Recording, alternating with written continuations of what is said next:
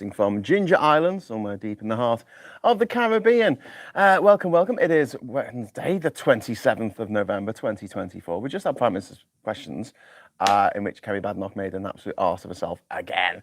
But we will get into that. First of all, I'll just say hello to everyone who's already said hello. We've got Martin there. Here we are already. Martin, what's going on with the sky? It's blue and there's some bright thing giving off heat up there. Always reminds me of the scene from Logan's Run where they come out, Basil Exposition and Jenny Agutter come out from this underground silo in which they've been housed all their lives because they're supposed to die at the age of 30 and they escape. And they come out and they see the sun for the first time. And Jenny Agutter says to Basil Exposition, "What is it?" And he goes, "I don't know." And he reaches out towards it and goes, "But it's warm." That's how I feel about being British when you see the sun. It's a typical British reaction, and I'm glad that was two British actors who actually got to do that role. Anyway, so I hope I'm coming across okay. I hope I'm not too Minecrafty. I hope I'm not too pixelated, or the sound is. I hope the sound is working. Today we're going to talk about the end of the world. It's the end of the world. That's great. It starts with an earthquake, birds and snakes and aeroplanes, and Lenny Bruce is not afraid. So I bought some tea. I bought some tea from. I've got a crack in my cup. Oh, that's not good. I bought some tea from the supermarket in town, little box of tea, and it's awful. I just had my first sip of it. I made some yesterday, but I kicked it over, and now I can actually taste it. You can see it. It's not quite the right colour. Can you see? Can you see that? Can you see that without me tipping it all over my leg? Yeah. The country's gone to shit. I blame Graham for abandoning us. I miss you, mate. Oh, thank you, Michael, for blaming me. I don't think the country's gone to shit. I'm very, very, very glad that Labour are in charge in the UK at the moment, rather than the Tories under Kemi Badenoch or Rishi Sunak or Liz Truss or Boris Johnson or David Cameron or Liz, the other one, what's her name? Theresa May. I honestly, did I miss any out?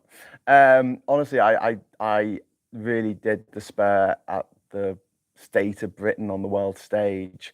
And now, it's a bit more respectable. I'm not saying it's perfect by any stretch of the imagination, but if we're going to have to hunker down for the next few years, to steal a line from the Americans, Britain seems to be a good place to do that, I think, at the moment. And Europe in general. I'm really, really concerned about our friends in America and the knock-on effects it's going to have on the world. So I don't know if you know, but the ruble has just dropped to its lowest value since the invasion of Ukraine. Essentially, immediately after the invasion, there were loads of sanctions put on Russia, and the ruble fell, and but Putin had tools that he could put in place that would allow the economy to recover. He had a war chest. He had deals already done with other countries like India and China to continue selling them, gas, even if he couldn't sell it to Germany, etc. Cheap gas. However, now the ruble's taken another tumble, and it's because finally you're not allowed to pay money into Russian or Belarusian bank accounts. So if anyone went on their HSBC app this week, they'll see a little notification that says you can no longer pay into Russian or Belarusian bank accounts, which makes things more difficult to pay for your gas or whatever you're buying off Russia. And AK-47s, I don't know, black and white sort of, nostalgia for the days when everything was radioactive and people had to queue for bread.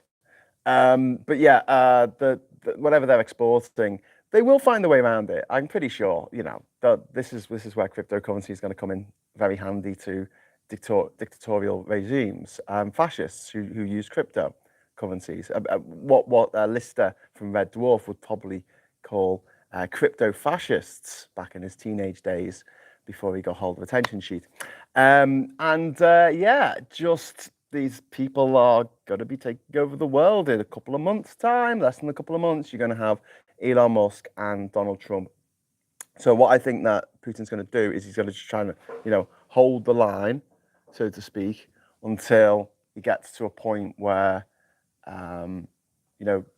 Trump is in, and then Trump is going to unleash cryptocurrencies onto the world in a way that's never been done before, and devalue the American dollar, which is something that he's been talking about doing. He wants to devalue the American dollar. He says it's worth too much, but also he wants to bring in tariffs, which will bring the value of the dollar up. I mean, yeah, none of his economic policies make sense, and that's because he has the brain of a particularly dim 6-year-old child. But aside from that, like the idea that Putin, is done for, I think might be a little bit over-egged, no matter what Times Radio on YouTube one used to think. Yeah, he's certainly going to have a bit of a squeaky bum time for the next couple of months. Did anyone see that the pop singer fell out of a window in America, in Russia? Someone had been critical of the invasion of Ukraine. Not great. Not great. So why are cryptocurrencies such, so bad? I mean, why are they the end of the world as we know it? Well, because there's a thing with fiat currencies, as they call them. They are generally pretty stable to put your money in, whereas crypto is gambling. It just is. I don't want anyone coming on here going, no, Graham, actually, you can make lots of money. Yes, you can make loads of money gambling. You can make loads of money gambling. You can lose loads of money gambling as well. You can lose loads of money on crypto, as anyone who invested in Sam Bankman-Fried's bloody crypto exchange rudely found out when, he managed to magic away, $27 billion of money. Yeah, Trump has a brain, because question marks, Paul. Yeah, it has to be able to tell his body to poop himself every half an hour. Anyway, yeah, so cryptocurrencies, they're famously, they're open, so anyone can see them, but they are based on the people who invest in them. So there's loads of different coins, there's loads of different crypto coins, but only a few of them do quite well, and the ones that do well only do well because people invest in them. And it's like a pyramid scheme, essentially. So no one runs around telling you that you need more pounds. Like, hey, have you thought of buying some pounds or dollars? Even better. Right, so you're in Britain and you're walking down the street and then just random comes over to you on cocaine, as they always are, and says, you need to invest in dollars. And you're like, why? Oh, because the value of the dollar will go up and up.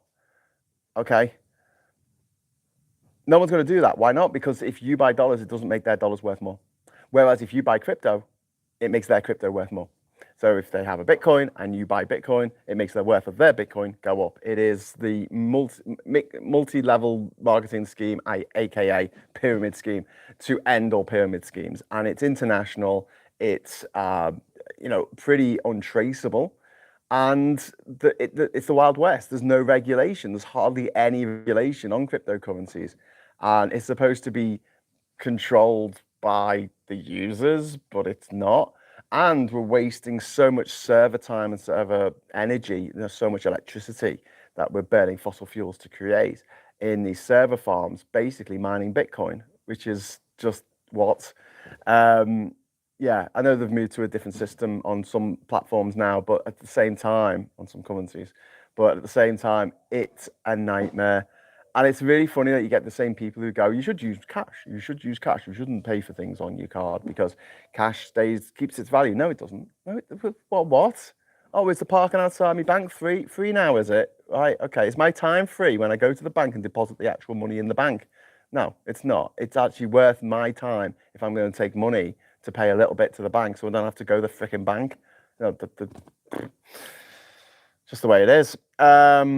And people going, oh, if you give £50 to a greengrocer and then they spend this and they spend this and they spend this and it's all on card, then eventually there's nothing left. And that's not how percentages work. Anyway, I bought a giant Yorkshire pudding yesterday. It's Christmas, says Ian. Oleka, woo, on Vice Woo. Afternoon all, have a wonderful day. Lucy Willis saying hello. It's the end of the world as we know it. Our planet is always changing. Harsh as it may sound, we have to survive the coming change as best we can while working to mitigate the challenges to come. Well, yeah, I mean, One Angry Pagan's just basically summed up what I was going to say on this show, so I might as well go now. Yeah, I'll just go get on with the day. Go and help the guys. The guys are bringing some... hang on, I'll turn it around so I can see what I'm actually filming. The guys are actually bringing soil onto the island. They're very early this morning. Brilliant. And they're just going to carry them all over there. Oh, hang on, turn around.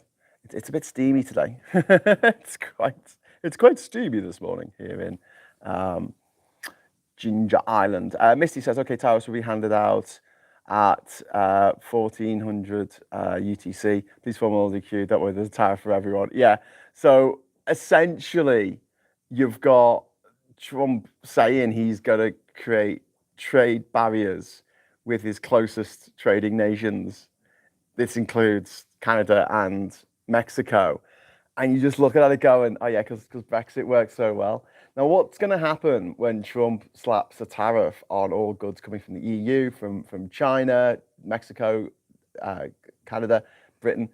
We're going to slap tariffs on stuff coming from over there. So fewer people are going to buy stuff from America because the same product will be cheaper somewhere else. I mean, this is where I'm just like seriously, what? And it's this pipe dream of Americans to recapture the manufacturing market, but then they're never going to be able to make T-shirts as cheaply as they can make them in Bangladesh. They're never going to make iPhones as cheaply as they can make them in China. They just can't. The cost of living is too high in that country for people to be able to do that on a wage of a couple of dollars a day. Which people in Bangladesh will take because it's all they can get in these sweatshops. He says wearing a sweatshop probably made T-shirts. Sorry, everyone. But like, how is that going to happen? We did the same in the UK. Oh, we'll help the manufacturing industry because the steel industry has been decimated by the EU. The EU took away all our steel, and I'm like, what? I don't think they were like. Oh God, no, we're voting for Brexit. Okay, cool. How's our steel production going? Ian, it's November. You need to wait a week. No, you don't, Ian. If you want to start celebrating Christmas now, you jolly well you can do that, sir. So, what would you do if Putin sends a nuke over to the UK while you're still on the island? What would I do? I'd be incredibly surprised. I'd be gobsmacked because I don't believe he has any nukes because they've done no nuclear testing in 30 years. Since the fall of the Soviet Union, there's been no nuclear tests. So they only know the stuff's working and nuclear material needs maintaining. You can't just build a missile in 1957 and expect it to work in 2024. Stuff needs replacing, stuff needs replenishing, stuff breaks down. The half-life of the radioactive material is something to take into account. And we have seen the state of maintenance in the Russian army. It's pathetic. Like they don't even have tires that are, have been looked after. And the tanks were just old school. I mean, remember they had that parade with the tanks? They had a parade with tanks. And there was only one tank, and that was from a museum in Red Square, because all the other tanks were in Ukraine, getting blown up. And also because of the bat, the BHAT bat, I think the word is for it in Russian, it was just backhanders, backsheesh, the corrupt way that the Russian system works is that people will take money to do a job and then just not do the job. Like, does that thing need maintaining? Well, who's going to check? Me. Oh, I'm in charge of checking. Okay, well, I'll just take the money for myself. So there you go. I celebrate Christmas every 25th of the month since they cancelled Christmas in lockdown, says MH Carrot. That is a good way of looking at it. Russian oligarch survival rule, never leave the ground floor. Yeah, just look at the Soviets did to the Sea of Azov. Yeah, well, I mean, the Sea of Azov is the little sea to the top right or northeast of the Black Sea, but it's the Aral Sea that's nearly completely gone now. That's on the border between Kazakhstan and Uzbekistan, and it's now just a desert. And the Soviets redirected water going to the sea. It was a sea, and it's gone, pretty much. There's a little bit left in Kazakhstan, but it is a shadow of its former self. They redirected the water to irrigate cotton fields in the deserts. Like, this is the Soviet thinking. But the weird thing is, right, I was going to come on to this, the commies might save us all. Not the Soviet commies, but the Chinese commies. I mean, they're the only country now who are actually taking climate change seriously on a big scale. they're building for the future. They're building for the next 100 years. America is just, it's just a massive suicide cult now, who have ceded all of their sovereignty, not to Trump. He's just a puppet. They've ceded it to fucking Putin, and they're too stupid to understand what they've done. But then, Britain did something similar with Brexit, where we said, yeah, Russia, you can have what you want, which is to break UK off from the EU, something that was stipulated as a thing that Russia should do in the 1997 book, Foundations of Geopolitics by Alexander Dugin. These things had already been written down a long time before. But yeah. Hey, man, how you doing? You good? Okay. You getting off? Yeah? You come back? Yeah? Okay. Adios, amigos. That's our paddle off. You're going to paddle all the way, are you? Oh, he's going to start his motor. Oh, good. Cheers, guys.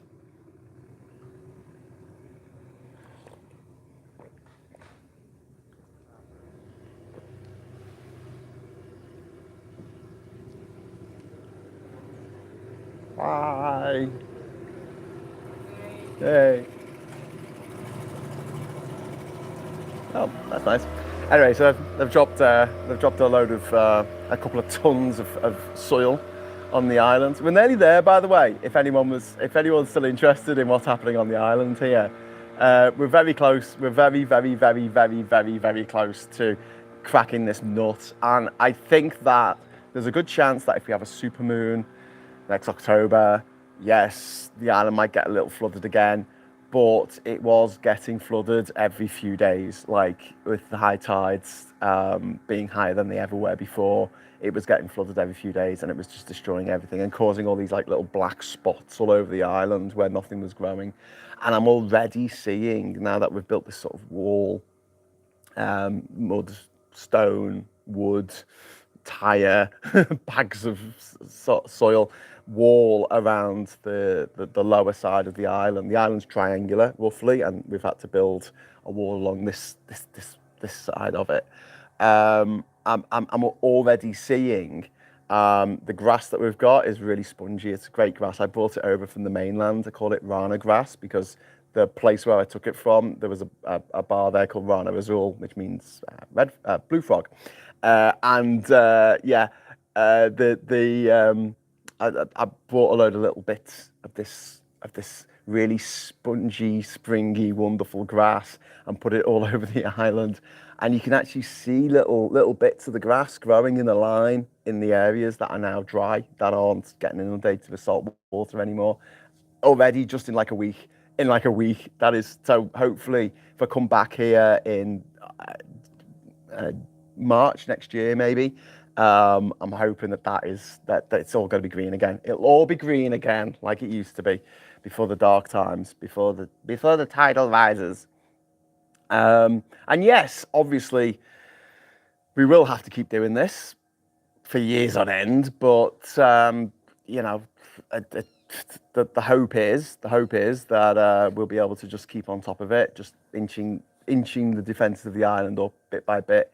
And don't forget, anything that grows on the island will create more material for the island, which is remarkable. I mean, I don't want to go off on a mad tangent about how trees turn energy into material, but that is really cool. They take the sun's energy and they turn it into matter. That's mad. And we just normalize it. We just go, yeah. It's not like they dig soil out the ground and make the leaves out of the soil. Do you know what I mean? That's not the way it works. It is just amazing. Yeah. Also, well, the rain and stuff. Oh, congratulations to Viv. Wow, what's Viv happening? Viv. I'm gonna have to find out what Viv is up to. Can I just tell you, my first grandson was born yesterday. Yay, Mazel Tov. 6 weeks early, but doing fine. I'm all for Mother's Night pagan. Oh, brilliant, Viv. That is fantastic news. Fantastic news. I'll have my pagan altar up again this year. Says, are you going to be celebrating? What's the pagan festival? Isn't there a guy who, like some pagan Romans worshipped Mithras or something? Mithras? Is it Mithras? Sounds a bit like Christmas.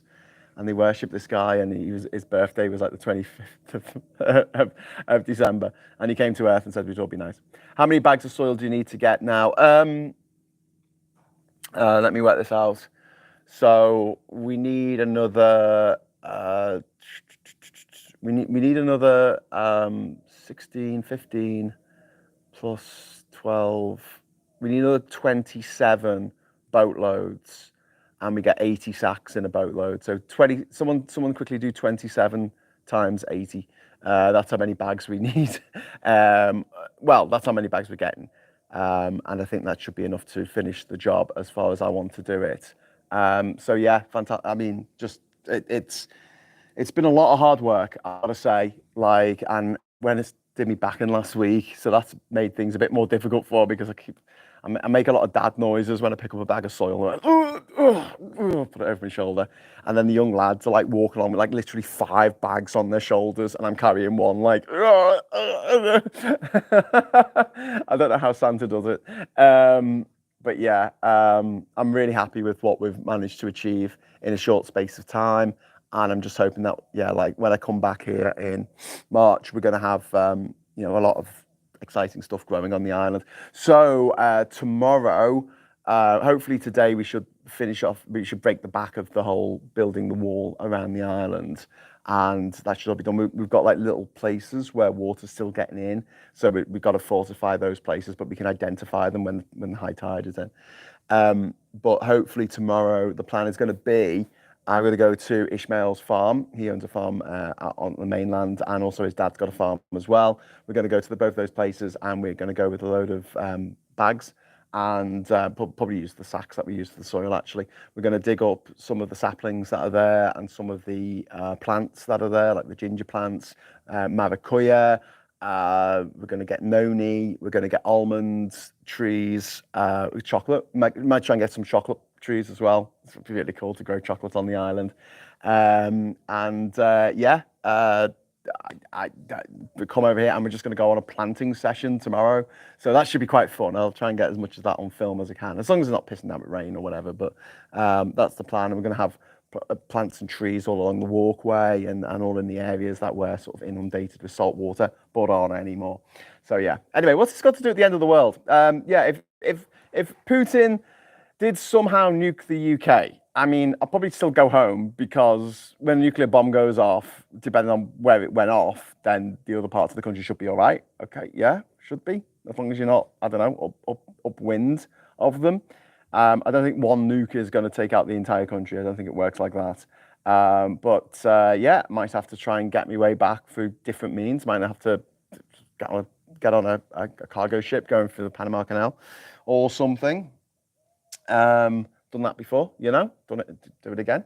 Or, if all is lost, I'll stay here and live off coconuts and fish and rice. I bought some oranges yesterday or the day before, and they were $1 each. A can of lager is like $1. Is like 85 cents in the supermarket if you buy a slab, and it was $1 for a single orange. I was like, what? Yeah, that's why it doesn't pay to be healthy. Ooh, we got a super chat come in. Oh, I'm going to find my super chat. Oh, it's from Alistair. Oh, thank you very much, Alistair. Funds, Graham. Oh, thank you so much, Alistair. That's really kind of you. That is really kind. Loads of love coming in for Viv. Sorry, and thank you, Graham. I don't know if I'm coming or going. Hey. There's an old joke about being at an orgy. Keep at it, Graham. We could do it more people like you in the world, says Duke Vengeance. Hey, yeah, thank you. That's very kind of you.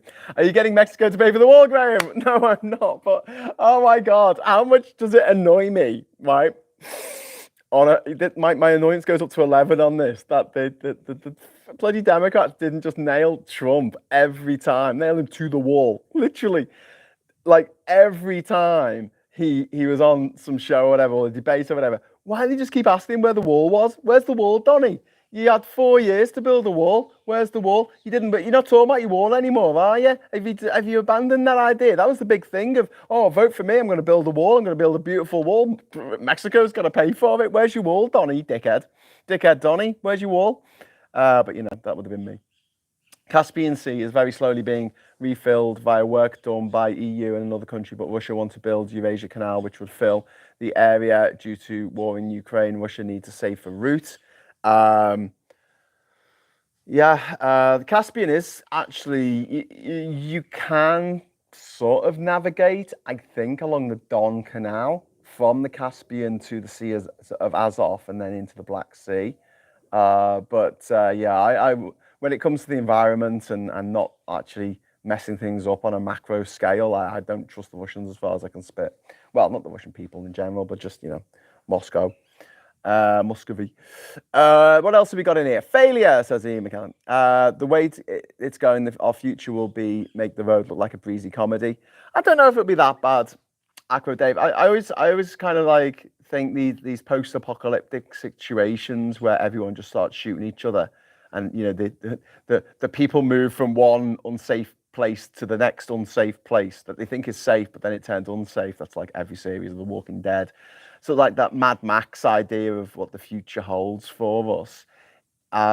It's not really the way humans react to disaster situations. Like the desire to help people who are clearly in distress is a really, really strong innate desire in humans, for most of us, unless you're a psychopath. And fortunately, there are very few psychopaths.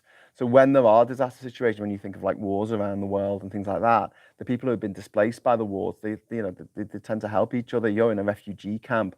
It doesn't descend into some kind of like, oligarchy where you've got one person in charge, like screaming orders at people. And I know that in certain situations, yeah, things can descend into chaos, but it's not very often that it goes that way. And even if things got really, really, really bad, I don't think humans in general would put up with the sort of dictatorial bullshit, that you see in the movies. That's something that humans seem to take on when things are going great, out of boredom more than anything. I think people voted for Brexit out of boredom. I think people voted Trump out of boredom. They were bored of not seeing the president on the front page of the news every single fucking day, like 7 different news stories about the fucking US president. Like, we really need to know, exactly what he's been doing or mad shit he's been doing that day. I think they were like, oh, this Biden fella, he's just doing stuff. He's just getting on with the job. Boring. Oh. I don't want a guy who just gets on with the job. I want someone to own the lips. Fucking dickheads. Anyway, but yeah, they voted to be Putin's little whiny little bitches. So, that's what they voted for. That's what they're going to get. But I just really hate the fact that I'm going to have to see Trump's ugly goddamn face every day now until the fucking heat death of the universe, because he's going to be president.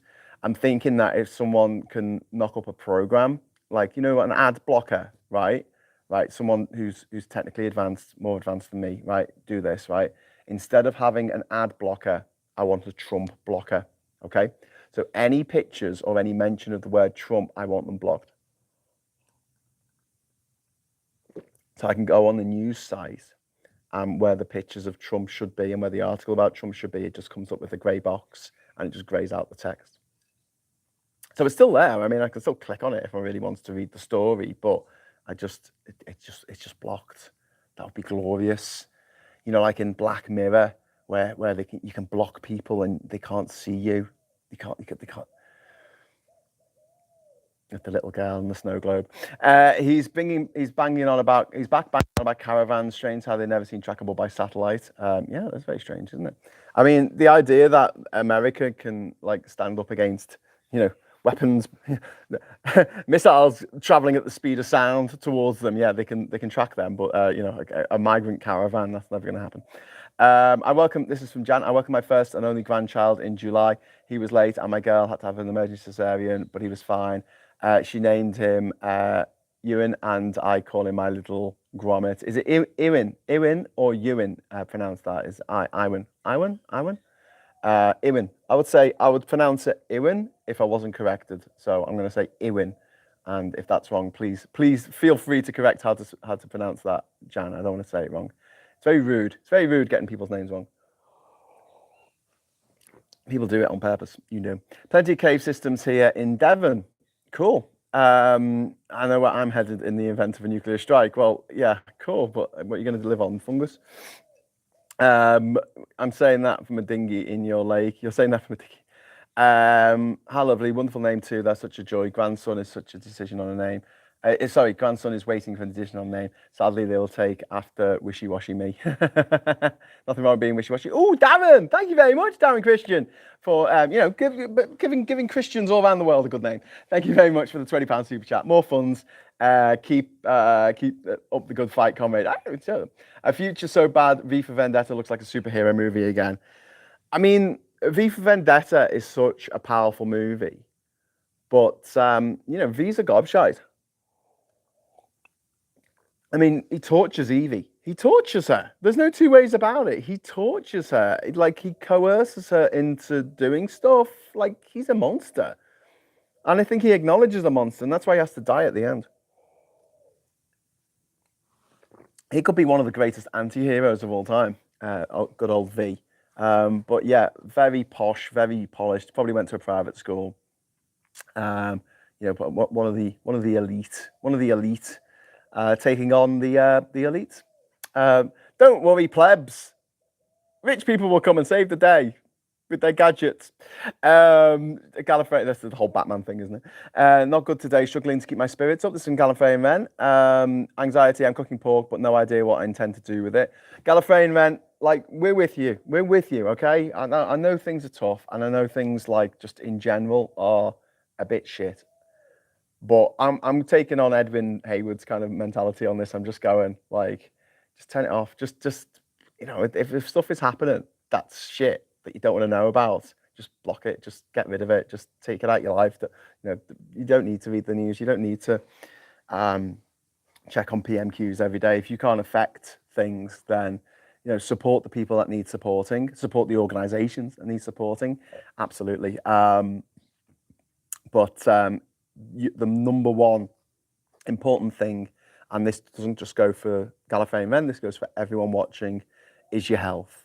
And our mental health is really suffering at the moment, I know, for a lot of us. And yeah, look after number one, and then everything else, put aside for the moment if you need to, and don't feel guilty about that, by the way, because this whole thing of like, I need to know what's going on, or I'm not helping, and it's like, it's fine. There's a lot of people who out there in the world who are really not helping. Doing nothing is actually helping more than what they're doing at the moment. But since you mentioned pork, oh my god, I've got to tell you, the supermarkets in town in Bocas over the water. Should we have a look? Should we have a look at the water? I'll tell you a nice story, unless you don't eat pork, and then you'll probably think I'm disgraceful. But if I flick the camera around, so over there is Bocas town. I don't know if you can actually make out some of the buildings out there. You probably can't while it's out of focus. All of the supermarkets in town are owned by Chinese migrants who came over, I think, years ago. Maybe their parents or grandparents came over to work here. A lot of Chinese people worked on the Panama Canal. That was 100 years ago. So, I mean, they've been here a long time if that's them. What they've started doing is selling shumai in the supermarkets. How good is this? They're selling shumai in the supermarkets. So at the checkout, right, there's a little hot pot, right? Oh, sorry. There's a little Chinese hot pot, and it's full of shumai, right? And it's 50 cents for a dumpling, right? And they put it in a cup. So you get like 2 in a cup, and you get like a toothpick to eat it with. But there's something they have here in Bocas, which is the best, right? And I'm a little bit of a foodie. One of the joys of travel for me is food. I love food. I'll try anything, and I have tried anything. I've eaten some fucked up shit in the past, but some glorious stuff as well. I'll give anything a go once. Anyway, here they have this Bocas hot sauce, and it is phenomenal. It's a Caribbean hot sauce, loads of chili in it, loads of flavour. It just is lovely. It is the best hot sauce I've ever had. It's hot. It is hot, but it's just so flavoursome. It's not just like heat. You know what I mean? Like, let's eat this really hot chili, and my face is melting. It's not just hot for the sake of it. It's just great. Anyway, they put a bunch of hot sauce on it, Boca's hot sauce, salsa picante, and then they put soy sauce on it. Oh my god, it's so good! And like I can't go to the supermarket now without going on the way out. Oh, can I have a couple of shumai, please? And they're like, oh yeah, because I don't think a lot of the. I mean, I think they're there for the Chinese people who live in town because like no one else, I guess, thinks about it. But I'm like, oh my god, I love shumai. So pork dumplings for those who don't know. But yeah, that was a serious joy. And something else that they've got in town now, which they never used to have, they've actually got a bubble tea shop. Oh yes, I can get some bubble tea here in Bogus, which I haven't done yet, but I plan to do at the weekend. Anyway, so back into the chat. V isn't a good guy, but a psychopath, and if he was an actor, who could tell what his background was? Says Acro Dave. Yes, I mean, he's an anti-hero. And I think it's really fascinating. Like, a lot of the movies that we think of where, you know, the hero is sort of lauded as someone who stood up against the man. That and the other one I think of is Fight Club. He's an anti-hero. He's not necessarily doing the right thing for the right reasons. And Fight Club is a really, really misunderstood film. It is a comment by it's a book written by a gay man addressing the issues of toxic masculinity and the madness of where it all ends up. If you all think that we're going to be Brad Pitt one day somehow magically, or Tyler Durden, and people watch it and they just take the wrong message for it. The other one that people take the wrong message from the same year, 1999, is The Matrix. How many people do you see online? These incel weirdos who like blue pill, red pill. I've taken the red pill. I've taken the blue pill. And you're like, you're referencing a film that was literally made by two trans women, and it was about transitioning, and it was about. Do you understand? It was about That's what The Matrix was about. Everyone's plugged into The Matrix, and it's all done. And there was actually a character in the original Matrix script called Switch. Oh, actually, no. Switch is in the film, but in the Matrix they were male, and then out of the Matrix they were going to be female. So they switched genders depending on whether they were in the Matrix or not, and they were called Switch. That was taken out of the script. The other thing that was taken out of the script was the fact that they were using humans to create a neural network, which makes sense as the human brain is the most complex thing we know of in the universe, and we don't have any kind of computer that's anywhere near comparable with the ability of a human brain. Like, you would have to wire up all the computers in the world together, and maybe they'll have like a percentage of the processing power of a single human brain. So linking all these human brains up in a matrix in order to do computation makes sense. These robots are like, hey, we can't compute as fast as these organic things, so we'll put them all in eggs, and we'll put them all in a reverie, so they're all in a dream. But then apparently the studio were like, people might think a neural cortex is too difficult. And the cortex, is that the right word? A neural network is too difficult for humans to understand. Let's make them into batteries. And I'm like, what? Batteries? If you just want us for our heat energy that we give off after eating food, put cows, just wire up loads of cows. Then you don't have to create a matrix. Just cows. They'll make more energy. But then it's a stupid way of making energy anyway. I mean, what the hell? Can you not think of a better way to make energy than that? Alien robot things. Weird, strange, what? Anyway, so yeah, a couple of things that were changed from the script that kind of annoy me about The Matrix. Still a great film. But yeah, again, people get it completely wrong, and it's held up on this pedestal by all these transphobes and incel weirdos. And at the same time, you're like, you do know what this film is about, right? But then again, I always think of the Nirvana song where he says he likes all our pretty songs and he likes to sing along, but he don't know what it means. WHCH could count all the pins of all the quarks, of all the electrons, of all the atoms in all the clock cycles of one CPUs today. Okay. It reminds me of when Danny Boyle did his dance version of The Matrix about a year ago. He went on about how important the subtext was not the trans subjects, but the tech AI. I feel he missed the point. Did you do a dance version of The Matrix? That's It's weird. And then like Star Wars, the ballet, I think would work. That would definitely work. I'm sure someone's already done it. An atom is more complex than the human brain. Yeah. I just want to make Thatcher the musical. I can't believe no one's made Thatcher exclamation mark, like Oliver exclamation mark. Thatcher the musical. And obviously you've got the Welsh male voice choirs, the Yorkshire male voice choirs singing, from the mines, don't take our minds away. You've got the little kids singing, don't take our milk. Thatcher, Thatcher, you're the milk snatcher. And then you got, the songs write themselves, really. And then the poll tax riots happen in Kent. Riots in Kent. Oh, that's how bad it got. And then at the end, she just walked around in circles saying, "Where's Dennis?" until she dies. Happy ending. Anyway, moving on. Incels aren't exactly famous for being deep thinkers, Graham says, Acro Dave. If we can have Evil Dead the musical, we can have Thatcher the musical. We could reuse the same Deadite effects for Thatcher. That's some not good, Chris. I just read that after saying Thatcher the musical. Oh my God. I don't know if you wrote that after I said, but incels also love Joker without getting it, and I say that as a Joker fan. That New Conspiracy, the second one, was intentionally bad to punish the audience for liking the first. I like that idea. Graham, need to do the Thatcher film musical script. Yes. It's got to be done. I mean, it'd be so, like, you just absolutely take the piss. Do you remember, does anyone remember the Comic Strip Presents? So this was Rick Mayall, Robbie Coltrane, Ade Edmondson, Jennifer Saunders, Dawn French, Emma Thompson. I'm trying to think of the other people who are in the comic strip, and they made all these, Five Go Mad on Holiday and all this kind of stuff. Five Go Mad in Dorset, was it?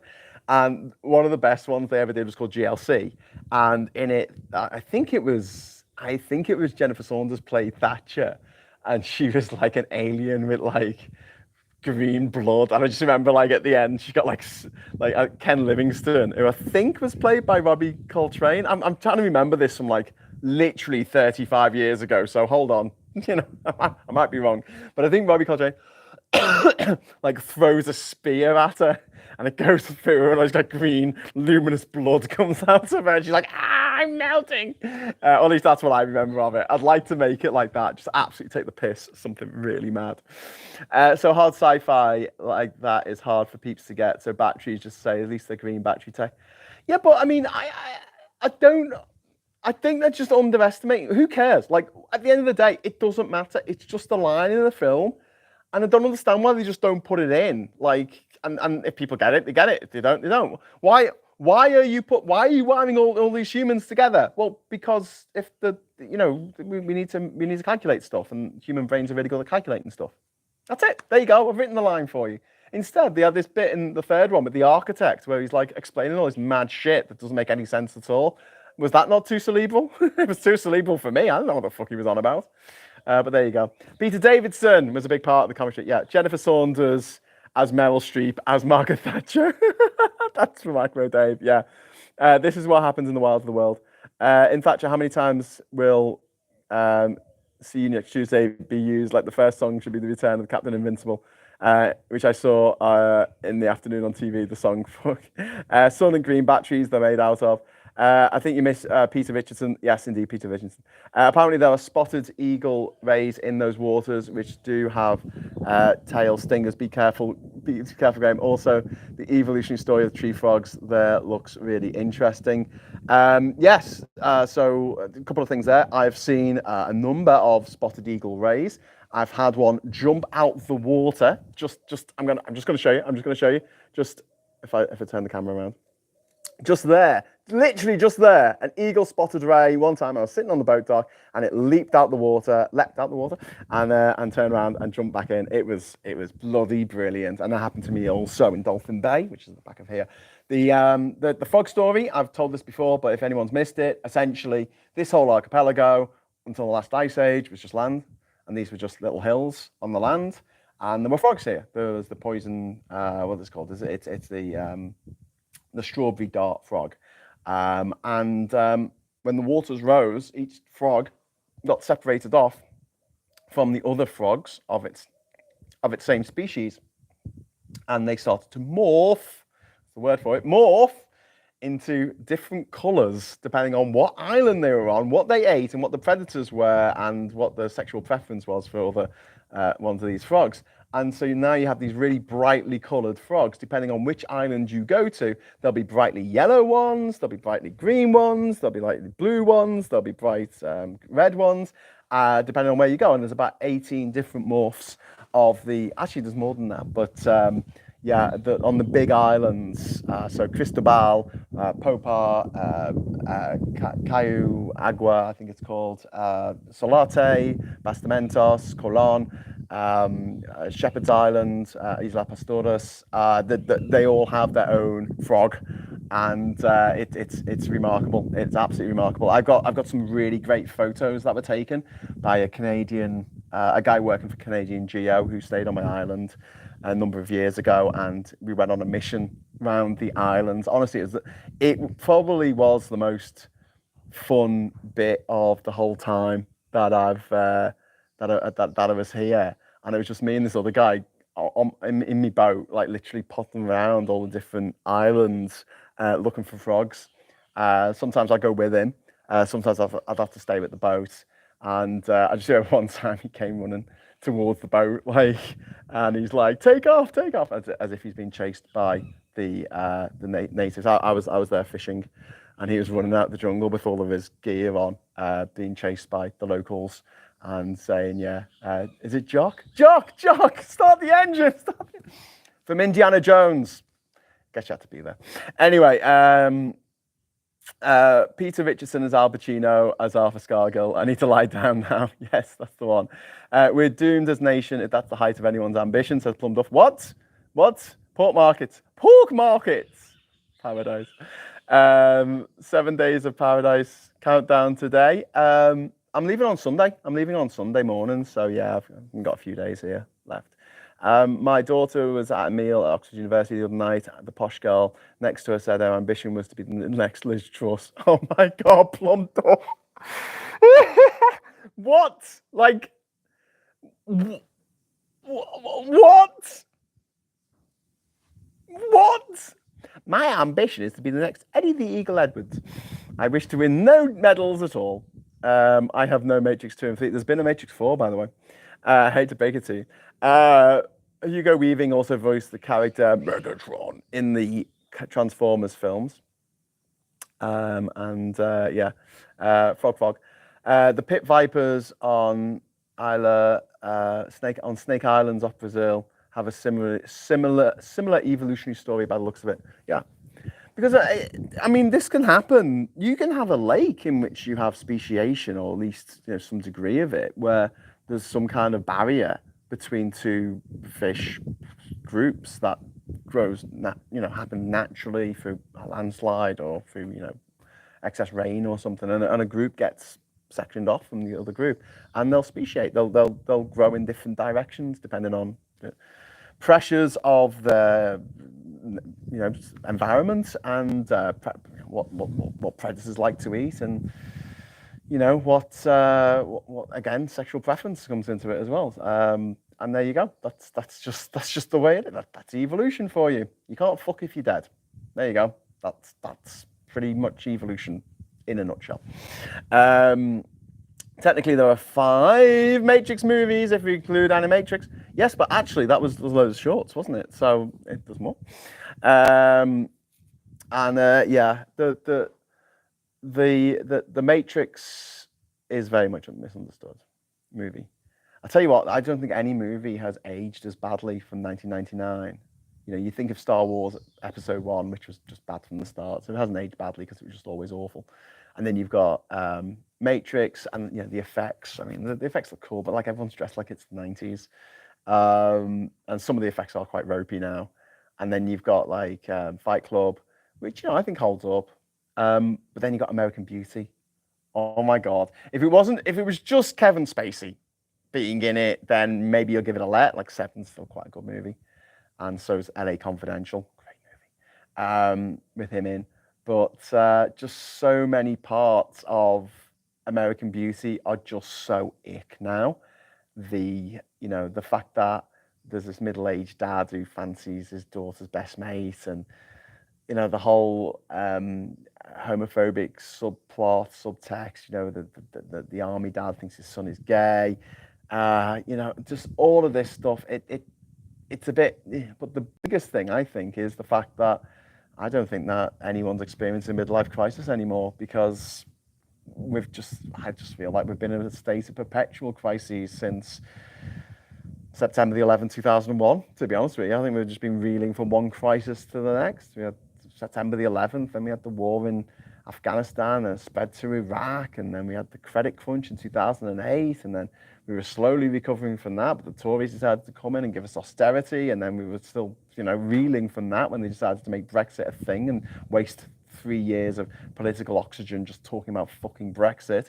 And then finally we leave the EU, our economy takes a 4% hit year on year. It's going to cost us trillions, like the Brexit will cost the UK trillions. We're seeing the price of beer like double, and then we'd only just left the EU. Like at the same time we were leaving the EU, COVID was getting its fucking jogging pants on, jogging shoes on, whatever, running shoes on, and then we were reeling around that, and we had Trump as leader in America, and then finally we get rid of Trump, but we still got COVID. And then we got the Tories with the bloody Liz Truss Trussonomics mini budget, and then we're like, oh my God, what next? And then dickhead bloody Rishi Sunak gets in and starts going, oh, we're going to send people to Rwanda. That's going to save the day. Well, all sort of industry and commerce and trade in the UK is being massively impacted by the fact that he won't even talk to people from Europe because I don't want to talk to those people. They're mean. I don't like them. And then finally we get a bit of a respite because Labour get in the UK and they're marginally more sensible than the Tories, and that's not saying much. And then Trump fucking wins. So yeah, we've not had a chance to have a bloody midlife crisis because we don't have anything to get bored about. What's it called? The Ennui? What's the character in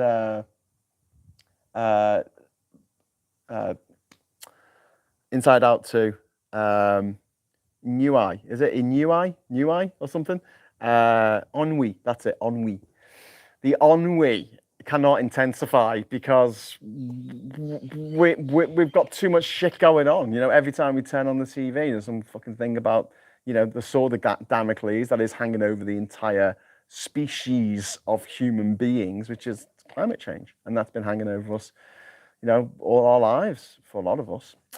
Anyway, technically, if blah, blah, blah, I have a vision of Graham on water skis, hopping over jumps, being pulled by Sonny, Ginger and Olympic teams. Any more than one Matrix movie is too many Matrix movies. Graham, are you and Super Tanti going to do a film review channel? I think we might. I think that'd be really fun. She's got very different tastes to me when it comes to films. And I think that would really, really work in that respect, because I'll love films that she will hate and I will hate films that she will love. So we won't just be agreeing with each other. Because I have a limited amount of time for boring movies, right? And people go, oh, but it's art house. It's like, no, it doesn't have to be boring. And here's my golden rule when it comes to films.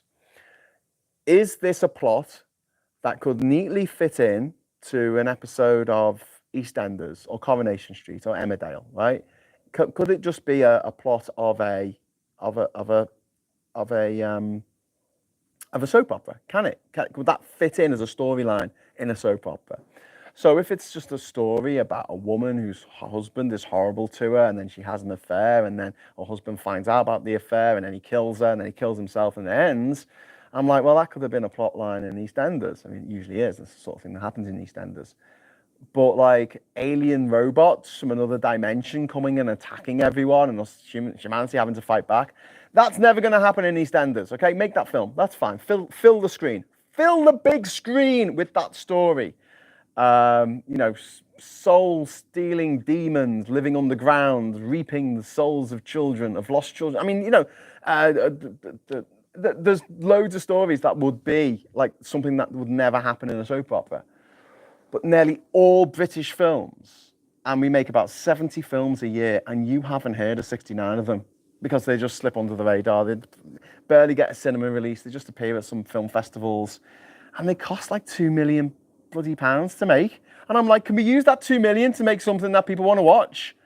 The most money-making film of all time, proportionately, is the Blair Witch Project. It cost about $27,000 to make, like fuck all to make. Obviously, it was filmed on a crappy old 16mm camera and not even HD handycam. It was filmed on like an SD handycam. And yeah, it went on to make over 100 million at the box office. Brilliant. Can we do stuff like that? Because in America, they make horror movies and they all do this. This is what New Line Cinema did in order to pay for Lord of the Rings. This is what Universal did in the 1930s, just make horror movies until they established themselves as a proper studio. A24 did documentaries, cheap as chips, and they did horror movies, cheap as chips, with no one particularly famous in them. And then they built up their brand, and now they can make anything they want, pretty much, within reason. Got some more guys coming with some more soil. Hello, guys. Right, I might have to go and attend to these guys coming in with more soil. Hola. Hola. Hola, amigo. Right, I'm going to help these guys out for just a moment, okay? I'm going to leave you watching the beautiful air out there, just watching the beautiful sight out there. I'll be back in 2 minutes, okay? 2 minutes. 2 minutes, I promise. I promise I'll be back. I'll be back. Don't worry, I'll turn my mic off.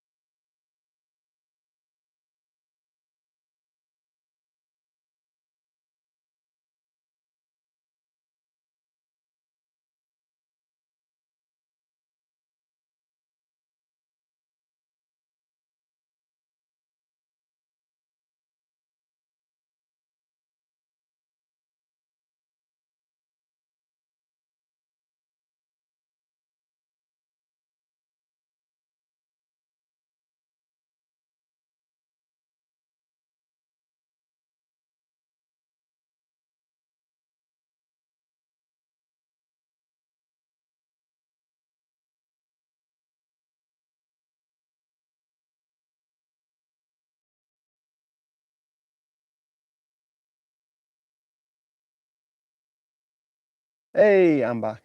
Hey, I'm back. Hello. Right. Okay. Cool. We've not had the deliveries come during the show for the whole time we've done this, and then we had two from two different gangs. Anyway, so yeah, movies. I like the Matrix 2 where he battered all the Agent Smiths with a pole. Cringed big time. Ick but true. People still on simmer. I have two favourite films: the original Jurassic Park and the first Highlander film. Oh, the year you were born. I remember going to see the first Jurassic Park. I think we'd been to Alton Towers with the school earlier that day, and it was the evening, so we all stank of the water from the log flume. Episode 1 was thematically strong. How do you lose a democracy? Throw it away, but it was very badly handled. It was crap. Like, I'm sorry, I don't care about politics in a Star Wars movie. I mean, the Senate meeting and trade routes. I don't care. I just want, magic wizards with light swords fighting. I found as a person, once you reach 50, life changes you and you realize you won't be around forever, and worrying becomes pointless and life becomes one day at a time, says Plum Duff. That's a good sort of philosophy. I don't forget the worst malpractice in UK justice history, the post office, and Royal Mail sellout coming soon. Yeah, indeed. Ennui is the French word for boredom. Ennui. Some films have barely seen enough plot to stick on a sticky note. Whoever survives climate catastrophe, human or not, some extraterrestrial, will not be able to comprehend how we are allowed to destroy life on the planet for an extra quarter of profit. Yeah. Sometimes I don't know who's worse. Them or you, Burke. You don't see them fucking each other over for a percentage. David Smith, thank you very much. What's the most acclaimed film you also dislike? Oh, that's a good question.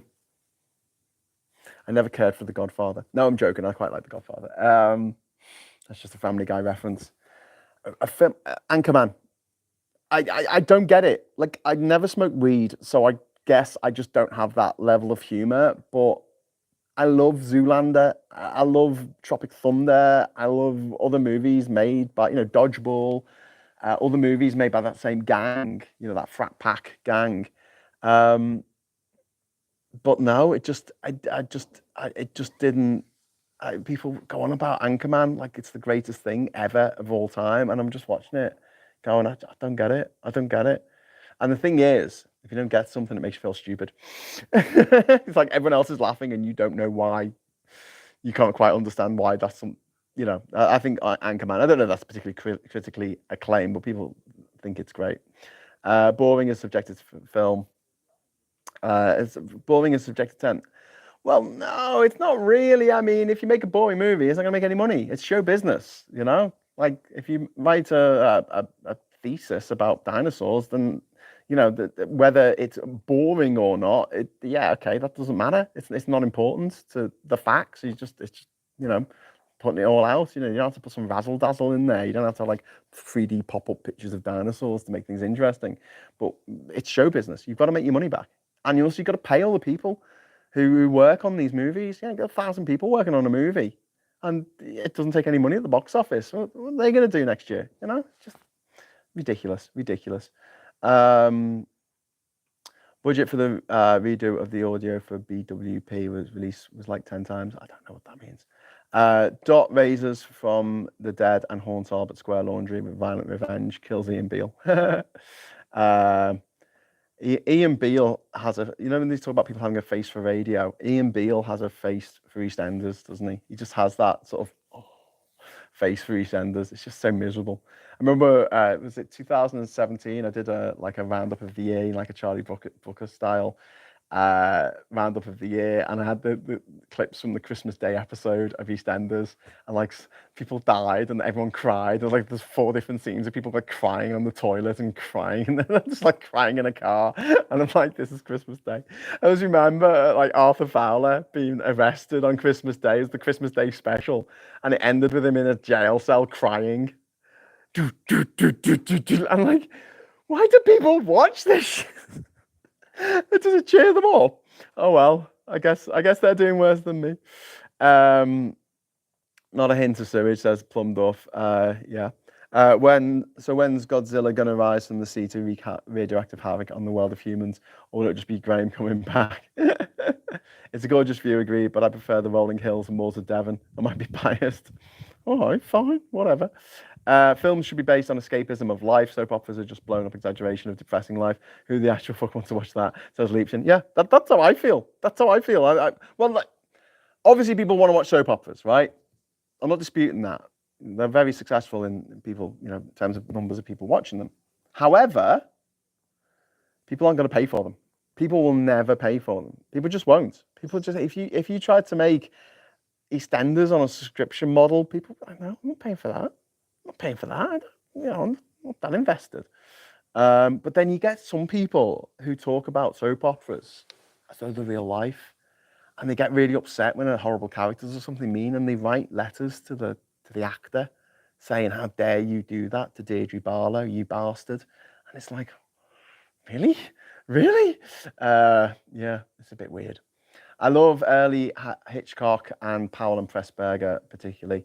Yeah, I love nearly all the movies by Hitchcock except for Firenze, which is just it's just what were you doing in that movie? What were you doing? Were you trying to make rape titillating? You know, the necktie killer. What were you doing there, Hitch? Bit of a weird one, but no, Hitchcock movies always just meticulously put together, and Powell and Pressburger just some of the greatest movies ever made, and some of them like that they made with like wartime propaganda, um, kind of Life and Death of Colonel Blimp, Matter of Life and Death, The 49th Parallel, they're bloody good movies. I know Brief Encounter is sort of their big famous one, isn't it? But and what was the station? What was the name of the? What was the station where they met in Brief Encounter? Oh, that's a good pub quiz question. There, if anyone knows the answer, put it in the chat. I was hooked on EastEnders in the '80s, but not watched since. Kramer versus Godzilla. I'll buy that for $1.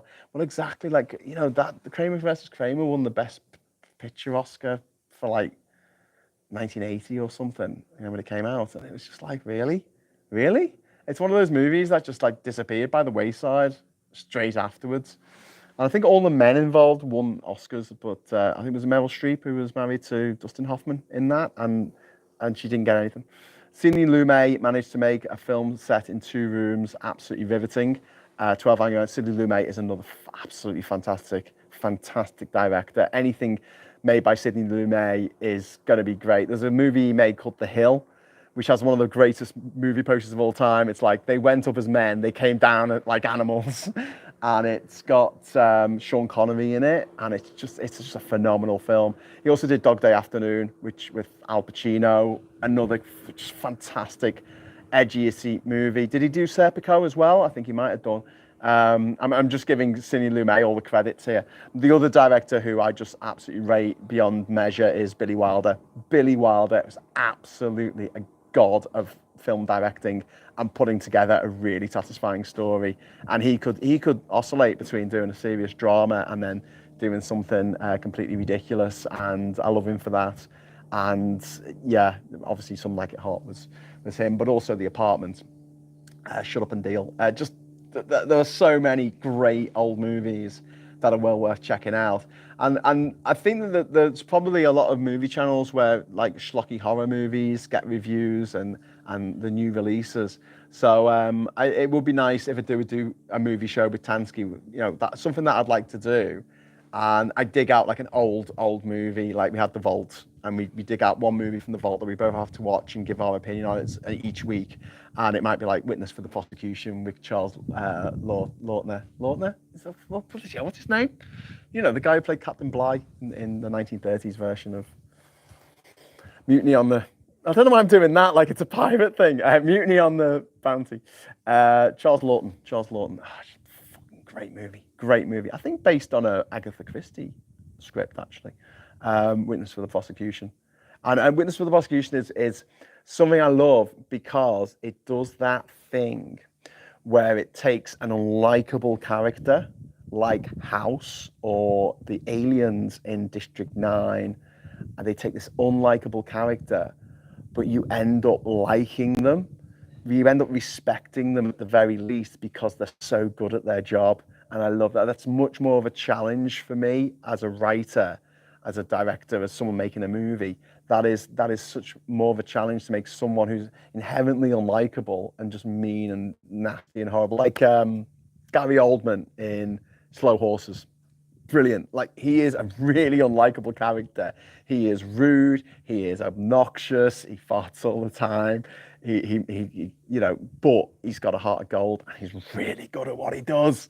And so you give him that respect. And that's a lot harder to do than making beautiful aliens who live on Fern Gully planet, who all look gorgeous, and they're based on the distance between the eyes of cats, and they've got these beautiful bodies with big, it's just.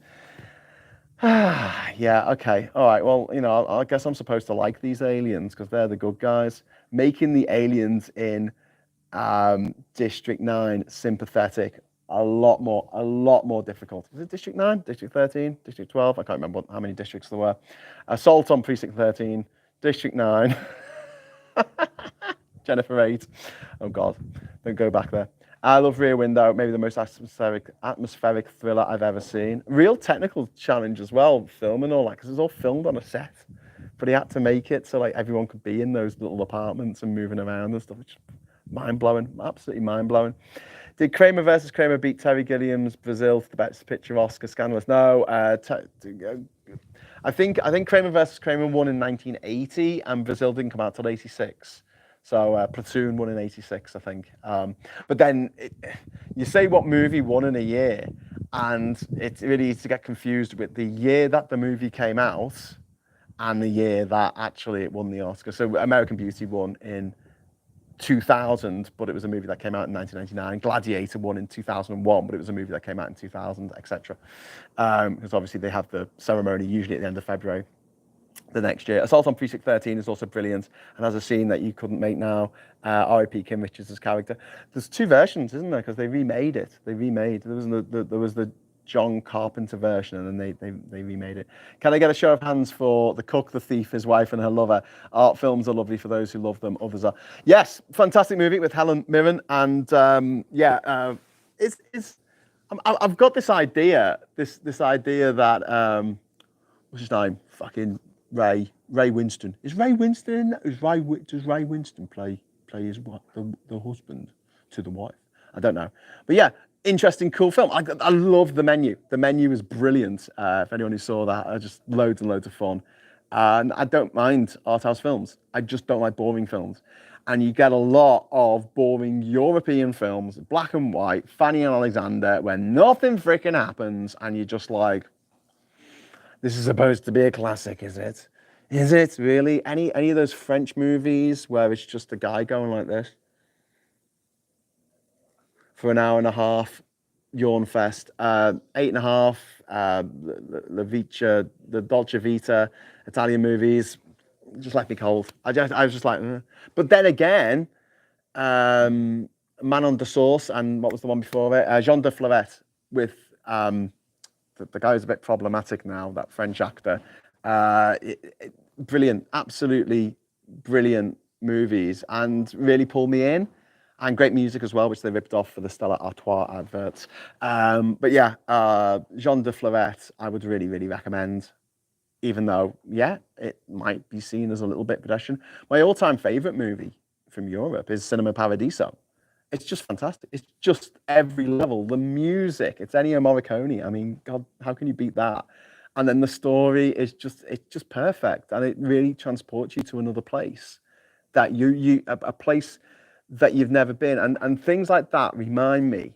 This is going off on a mad fucking geeky tangent here, but it reminds me of that Star Trek episode where Next Generation, where Picard lives an entire life after this probe gets into his head, because the actual civilization isn't there anymore, and they left this probe to basically tell someone, let them live an entire life with them. And he learns to play the flute, doesn't he? It's the one where he learns to play the flute, and it's not that great an episode, I don't think, but I love the concept of having that ability to go and actually live and breathe and share time and space with these characters who seem so real, in a place, in a setting that is unique to them, that you will never experience, but they did, and this is what it was like.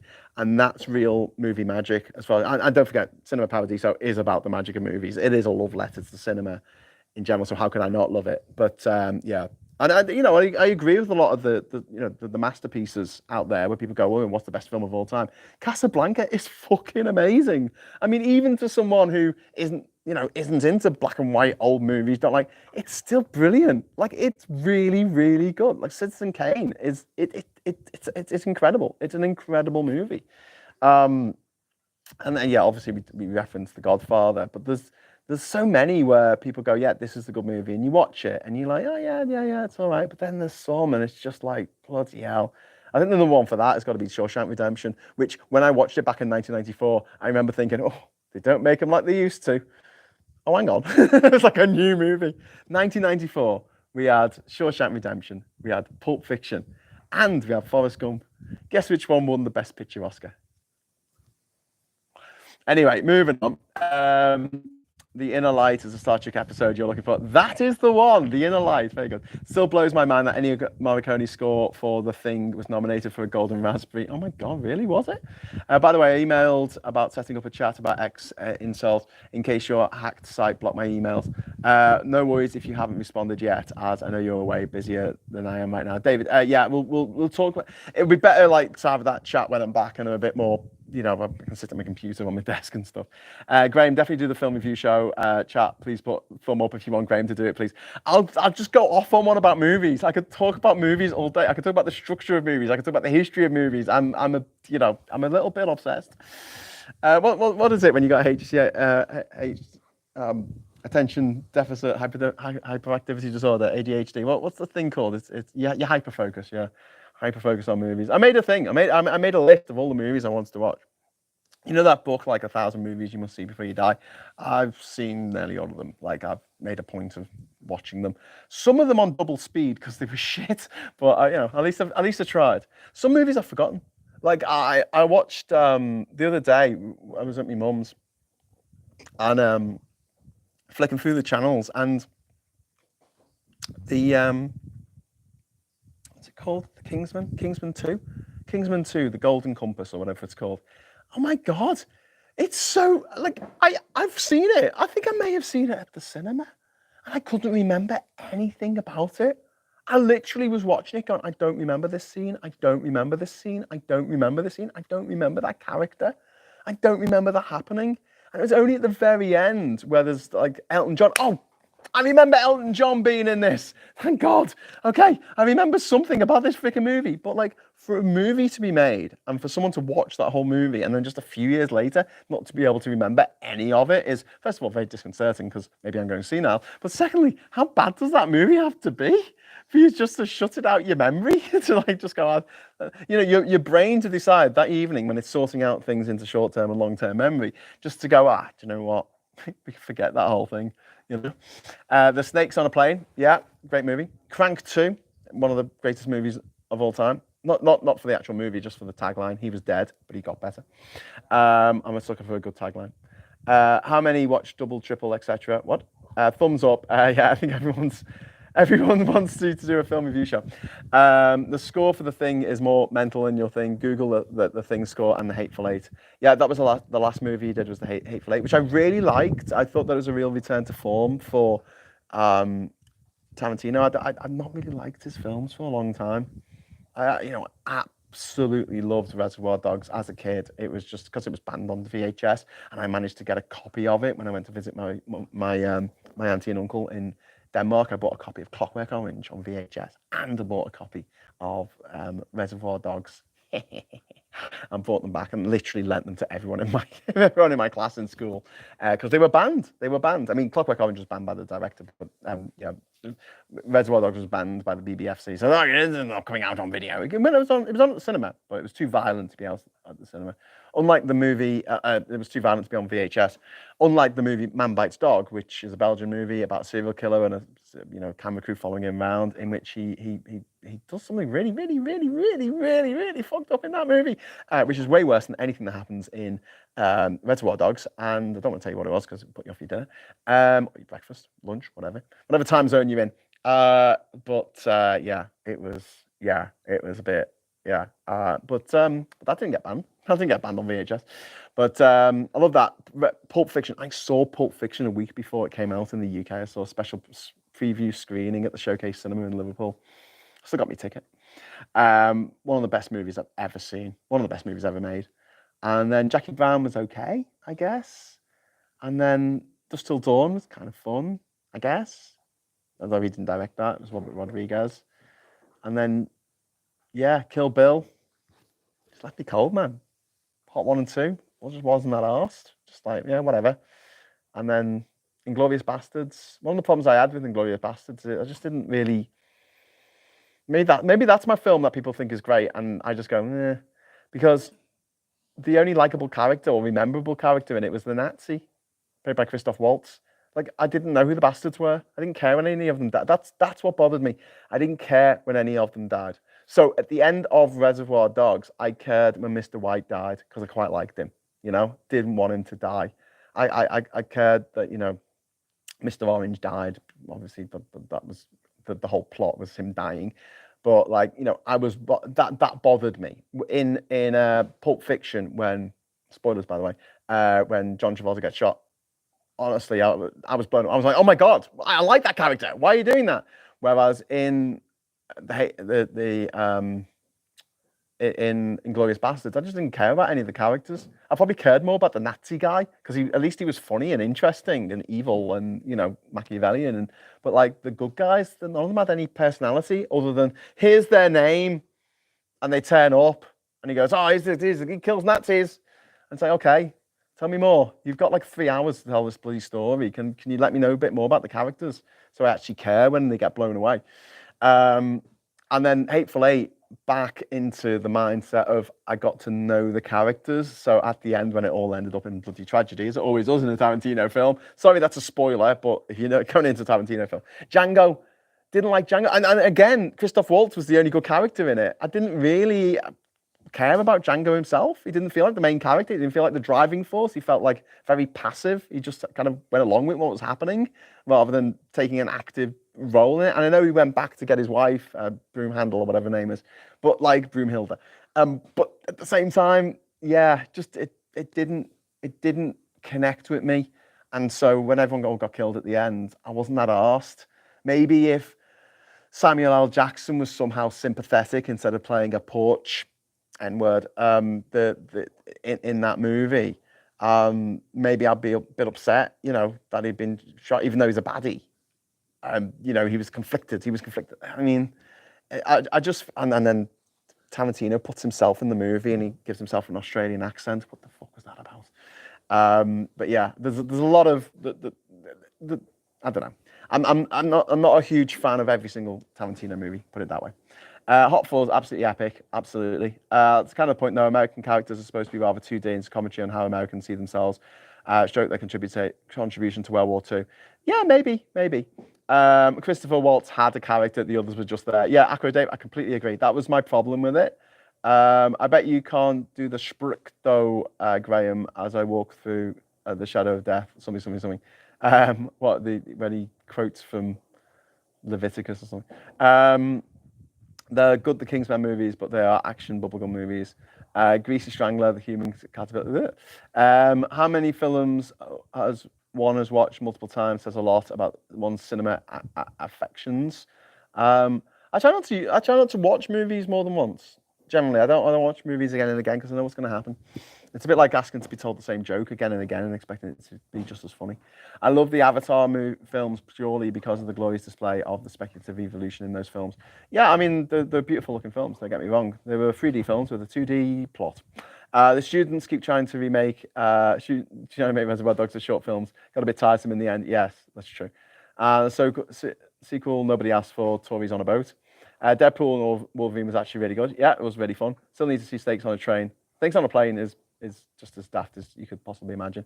How many times do you watch Star Wars? The original and the first three I've watched loads of times because I watched them as a kid, along with Die Hard and Aliens, which are my just go-to movies that I just watch incessantly.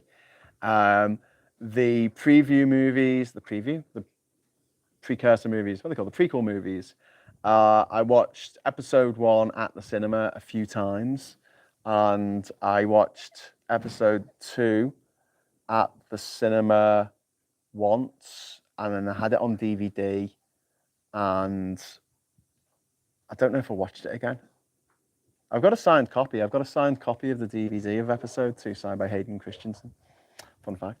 Episode 3, I went to the premiere in Leicester Square with George Lucas. Not as my date, but I watched it then and again. I think I watched it one more time after that. I think I saw it at the cinema one more time after that. The prequel, the sequel trilogy, I watched the first one here in Panama. I think I just watched it once. And then the second one I watched twice, I think, because my brother wanted to go and see it in like 3D. And so I saw it twice. And then the third one I've seen once. That's it. That's it. I'm really not that arsed. I think I've probably watched more review shows about episode 1 and why it's so bad than I've watched of episode 1. Anyway, listen, I've been chundering on for like an hour and 24 minutes. We're supposed to be talking about the end of the world, and you got me talking about movies. Have you ever watched Spirited Away? Of course, I've watched Spirited Away. I'm a huge Studio Ghibli fan. My Neighbor Totoro and Princess Mononoke and Howl's Moving Castle, as you mentioned, and Ponyo. And oh my God, yes, I could do a whole video. I could do a whole video sequence on Akira Kurosawa movies, like Yojimbo, and which was the inspiration for A Fistful of Dollars, and Throne of Blood, which is brilliant, and Ran, which is fantastic, and that was the inspiration sort of for the Usual Suspects. Yeah, just that, and obviously the Seven Samurai, which was the inspiration for the Magnificent Seven, which is really fun because one of the things that Akira Kurosawa really loved, he loved the John Ford westerns of the old, the 1940s, and he wanted to make a samurai western, so he made Jimbo, and he made a Fistful of Seven Samurai, and then Hollywood took those movies and made westerns out of them, and that I love the cross pollination of stuff, but Akira Kurosawa, just really, really solid, great film director. One of those film directors in which there's a really great movie there. If he's directed it, Hidden Fortress, inspiration for Star Wars. If you want to read a really interesting article about Hidden Fortress and its influence on Star Wars, type in Hidden Fortress Star Wars BFI, and there's an article written by some bloke called Graham Hughes on the BFI website, and it lists all of the. It's a really good article, actually, if I must say so myself, talking about the influence of Japanese cinema on Star Wars, and how we wouldn't have Star Wars as we know it if it hadn't been for Akira Kurosawa and those samurai epics. Okay, so I'm going now. Okay, yeah, the original Star Wars film I've probably seen dozens, hundreds of times probably, but aside from that, I'm one of those annoying people who will say what they're going to say next before they say it. Yeah, so I stopped watching it with people because they just got too annoyed with me. Right, anyway, I've really got to go. I've got to help these guys out with the soil because they've been here for ages. Okay, I'll see you tomorrow. Thank you very much. I'm sorry if I missed any super chats, but I want to say thank you for the super chats. I'll be back tomorrow at 1:00 GMT for another Island Brew, and the world didn't end, so that's good. Until next time, I'll say hello, good evening, welcome, and goodbye.